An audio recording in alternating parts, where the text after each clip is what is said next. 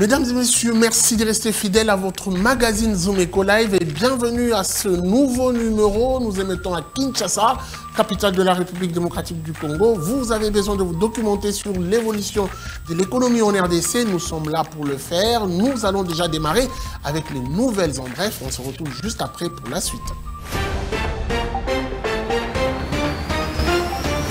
En cumul annuel, la trésorerie du gouvernement de la République démocratique du Congo affiche un déficit de trésorerie cumulatif de 393,7 milliards de francs congolais, soit environ 138,2 millions de dollars américains au 6 novembre l'année en cours. Ces déficits résultent d'une disparité entre les recettes et les dépenses de l'État qui s'échiffrent respectivement à 22 207,1 milliards de francs congolais et 22 600,8 milliards de francs congolais. Cette situation met en lumière les défis économiques auxquels le gouvernement congolais est confronté.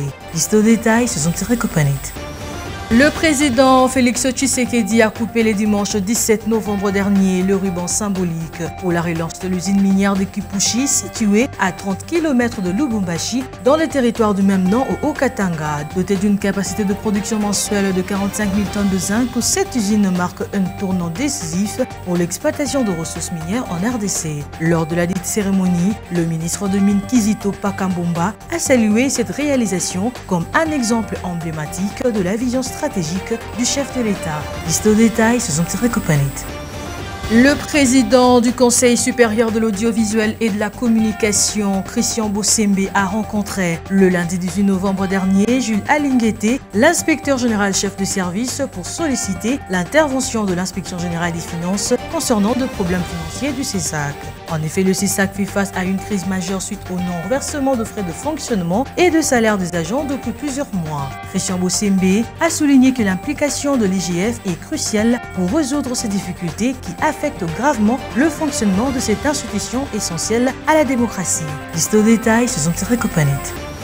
Les échanges bilatéraux entre la Russie et l'Afrique se sont élevés à 24,5 milliards de dollars américains en 2023. Ce montant représente une augmentation de 37% par rapport à 2022.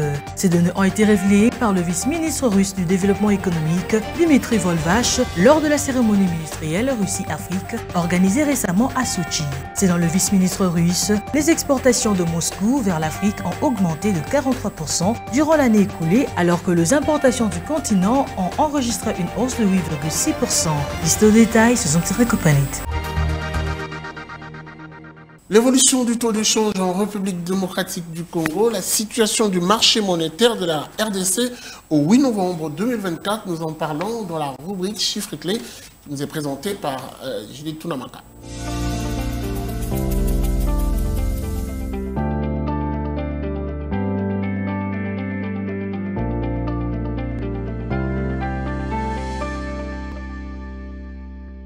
Judith Tunamaka, bienvenue. Merci Guy. Alors on va débuter avec l'évolution du taux de change en RDC. Qu'est-ce que l'on peut retenir?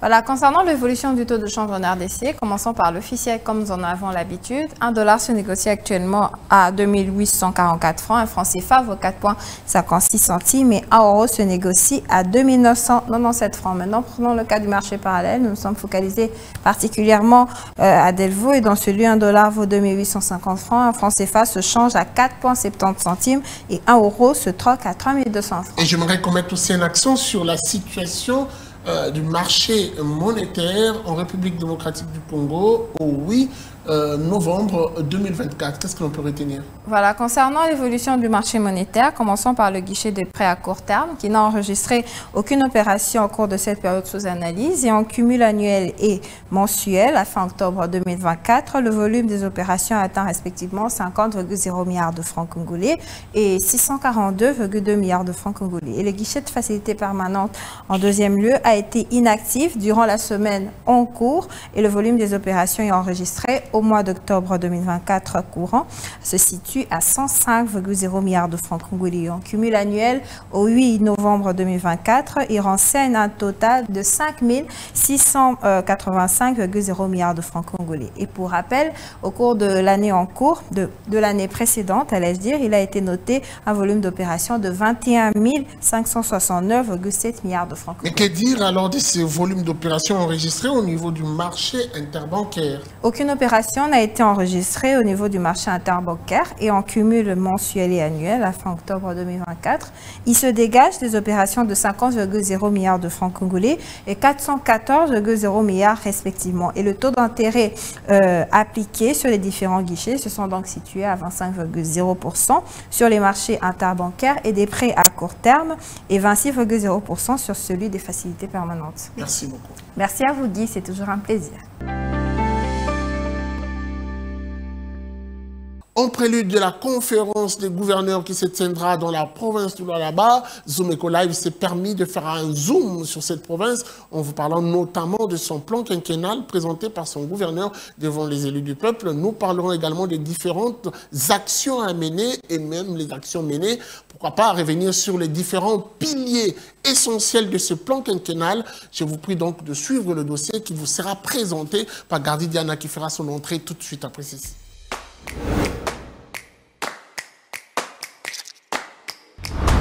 Gardi Diana, bienvenue. Merci Guichon. Alors avec vous, nous parlons de la province du Lualaba, cette province qui va recevoir la conférence des gouverneurs. Première question, quel état des lieux faire de cette province aujourd'hui? Il faut faire une cartographie de 26 provinces de la RDC, aujourd'hui présente le plus beau visage en termes de projet de développement, en termes d'infrastructures, bien qu'il y a d'autres provinces comme le Haut-Katanga qui caracolent à cette province.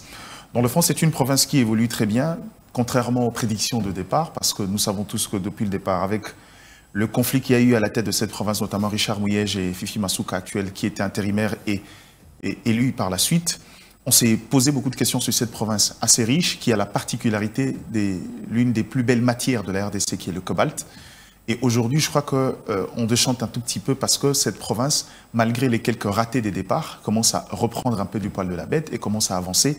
Comme personne ne peut le dire, c'est une province qui, un peu comme le Katanga à une certaine époque de Moïse Katumbi, devient la meilleure province ou la province référence en termes de politiques de gouvernance et de gestion. Et aujourd'hui, on peut dire que s'il faut coter, le Lualaba est déjà à plus de 60% en termes de réalisation encore des questions de gouvernance, bien qu'au départ, personne n'a donné des chances à cette équipe dirigeante. Alors nous avons suivi avec beaucoup d'intérêt la présentation du budget de ce plan quinquennal par la gouverneure Fifi Masuka. On parle ici de 3,139 milliards de dollars. Alors la question qui arrive tout de suite, pensez-vous que c'est un budget réaliste au regard de la richesse que détient la province? La question est réaliste.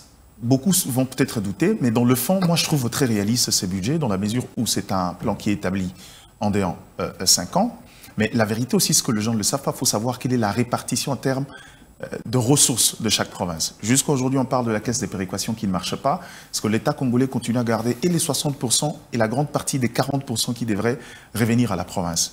Les seules ressources qui sont à la disposition de la province, ce sont des ressources dont la rétention s'est faite à la source. Et quelques ressources, notamment douanières, qui relèvent de la compétence de la province. Donc, on peut bien beau voir toute la richesse de la province, mais il faut savoir que le gros retourne au niveau du gouvernement central.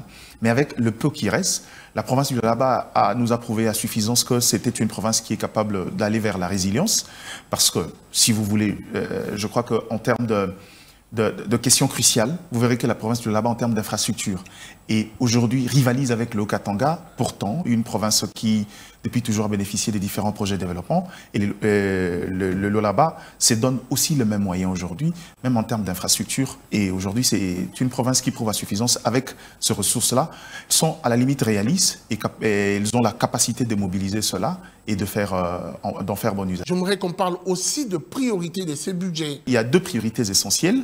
Et la première, c'est la question de la valorisation du capital humain, mais également le social et la culture de la province. Parce que, à la limite, cette province aura besoin de sa main-d'œuvre. Depuis toujours, on parle de la création de la chaîne de valeur, surtout dans les provinces à forte concentration minière. Et pour ça, il faut travailler sur les compétences. Question de permettre aux majors étrangers qui arrivent de pouvoir facilement laisser place à la main-d'œuvre congolaise pour pouvoir à la fois le besoin d'emploi, mais aussi le besoin de partage de savoir et de connaissances. Et le Lualaba investit, si j'ai bonne mémoire, des 183 millions. Autour de, on parle de quelques 160 projets qui vont aller dans le sens de la formation. Et pour ça, cette province avait déjà depuis le départ créé un centre de concentration, un centre de formation pour justement travailler avec les miniers sur cette question-là. Mais l'autre volet, c'est l'aménagement du territoire et infrastructure qui prend plus de 2 milliards de dollars américains de ce projet. Et à ces niveaux-là, on parle de 287 projets qui devront bénéficier de ces ressources, notamment la construction d'infrastructures, la construction de routes, mais aussi d'autres infrastructures de base comme hôpitaux et écoles. Et pour moi, je crois que ce sont les 2 éléments qui rentrent en ligne des murs du vrai besoin de cette province. Alors, Gadidian, on se quitte avec cette question. Pourquoi on a l'impression que la province du Lualaba commence qu'avec Fifi Masuka? D'abord, parce que ce n'est pas elle qui a hérité de cette province après le démembrement, mais au-delà de ça, il y a eu quelqu'un avant qui a aussi posé les bases, Richard Mouyège. On ne le mettra pas de côté, mais le gros du travail venu avec Fifi Masuka parce que est-ce qu'on parlera un peu comme le docteur Silas parle du leadership au féminin? D'abord, les gens ne le savent pas, elle est économiste de formation, contrairement à son prédécesseur. Et au-delà de ça, c'est une femme qui sait connaître et juguler sur les priorités d'une certaine province. Et aujourd'hui, on a l'impression que la province est mise en lumière, mais aussi parce qu'elle a touché sur le projet impact direct et visible. Au-delà de construire l'aérodrome, au-delà de construire certaines infrastructures de base, on est dans les vrais projets qui permettent à ce que la population de la baie puisse vivre effectivement le quelques changements qui peuvent survenir de ces questions-là. C'est ça les sentiments. Kinshasa n'a peut-être pas les mêmes ressources que le Lualaba, mais Kinshasa bénéficie quand même d'une implication directe du gouvernement central. Et je pense que Kinshasa devrait faire mieux, même si elle n'a pas, en tant que ville-province, les mêmes ressources que le Lualaba. Mais aujourd'hui, on ne va pas se voiler la face. Le Katanga commence à tout petit peu perdre sa place de fille aînée encore de modèle de gouvernance en termes de province. Et donc la capitale économique, actuellement, commence petit à petit à se muter vers la province du Lualaba, qui aujourd'hui, par les politiques d'extension, par les politiques de développement, mais aussi dans l'intelligence dans l'engagement, parce qu'il ne faut pas oublier que le Lualaba, avant d'aller dans ce projet d'aménagement des territoires, a d'abord travaillé avec des partenaires, l'AFD, qui, si j'ai bonne mémoire, en juin 2023, a travaillé avec un projet financé à hauteur de 1 million d'euros pour préparer les différents acteurs de la territoriale à des nouveaux mécanismes d'aménagement, mais également d'évolution territoriale. Merci beaucoup à vous pour ces précisions. C'est à moi de vous remercier. Suivez-moi tout le jour à travers Zoom Wende sur Zoom Eco Live. Abonnez-vous sur notre chaîne YouTube. Zoom Eco Live, la référence de l'actualité économique en RDC. Et puis prenons cette fois-ci ces petits comparatifs de prix entre le marché Ziguida et le marché Lufungula en ce qui concerne la vente de charbon de bois. Naomi Kandé nous y amène avec plus de détails. Zoom Wende, c'est tout de suite.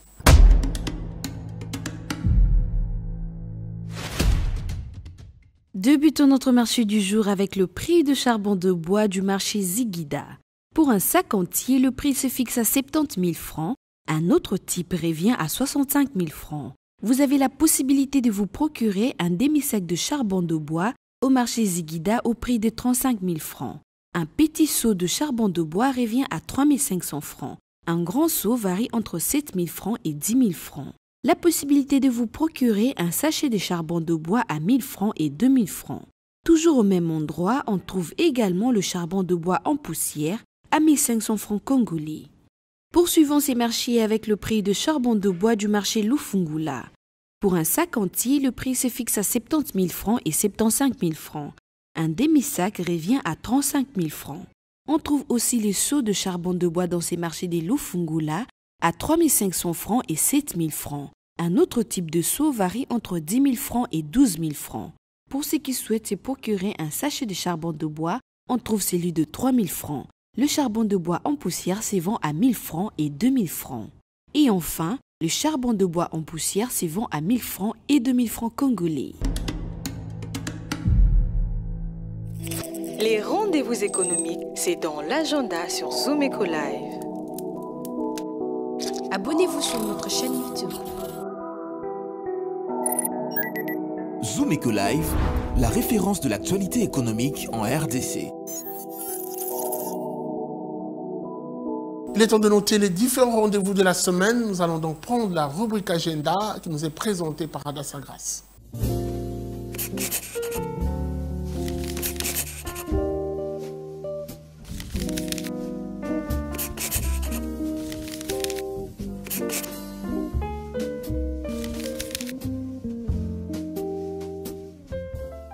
Bienvenue à l'agenda, voici le rendez-vous du jour. La nouvelle session de formation en audit interne, contrôle et management de qualité a débuté ce lundi 18 novembre à Kinshasa de 14h à 15h et cela va durer pendant un mois. À présent, rappelons que la Fédération des entreprises du Congo au Katanga a débuté ce lundi 18 novembre 2024 une conférence sur les hydrocarbures qui va se clôturer le mardi 19 novembre prochain au Pullman Grand Caravia. Avant de finir, signalons l'événement spécial Café des entrepreneurs et des affaires numérisées qui est prévu à Kinshasa du 23 au 24 novembre.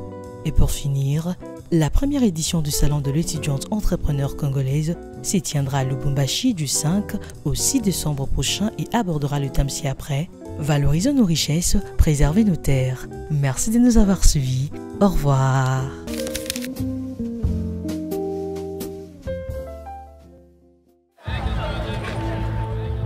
C'est art de se tirer d'affaire, de faire face à la crise, de bricoler, de trouver des solutions avec ce qu'on a sous la main.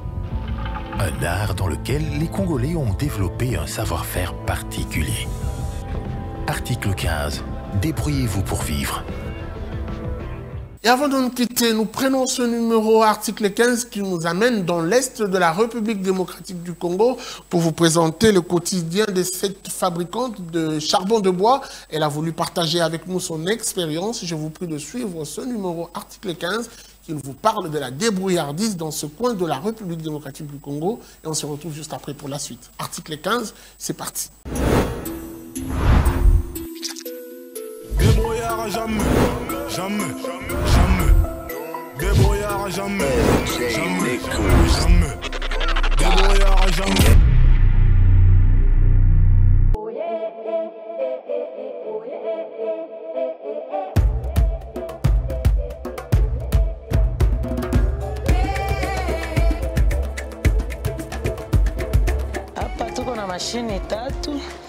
J'ai 3 machines. Dans les 3 machines, il y a la première machine qu'on utilise plus pour la fabrication du charbon.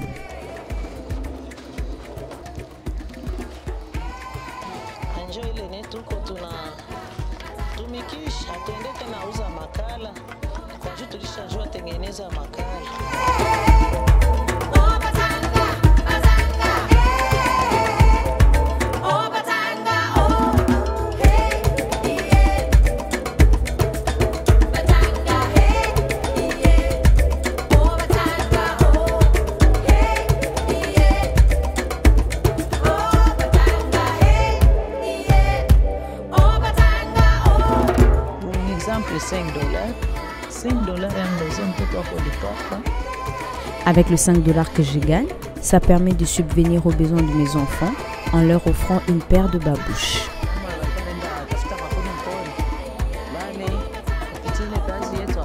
Auparavant, les femmes devaient se rendre dans le parc de Virunga pour couper du bois de chauffage, s'exposant ainsi au risque de viol et d'abus sexuels.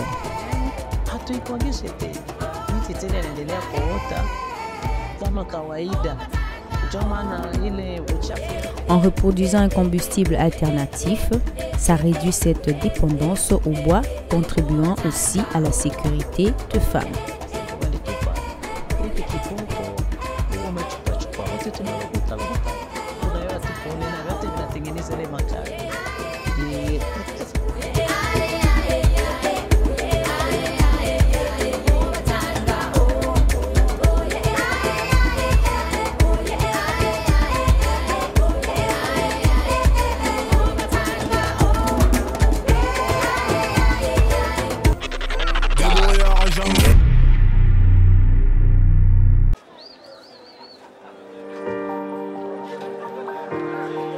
Dans les détails du marché, nous avons appris à vous connaître, à vous comprendre et vous apporter plus de lumière.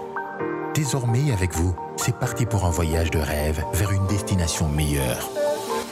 Ensemble, découvrons le civisme fiscal et la bonne gouvernance dans la gestion de la Res Publica grâce au décryptage de l'actualité économique du pays avec des chiffres clés. Avec une équipe de professionnels, découvrez le quotidien des Congolais en exclusivité à travers des dossiers et analyses approfondies. Zoomeco TV, la référence de l'actualité économique en RDC. Voilà, c'en est fini pour aujourd'hui. Merci de nous avoir suivis et la suite est sans doute au prochain numéro avec le même plaisir. Vivez heureux, vivez sans temps. Au revoir et à très vite.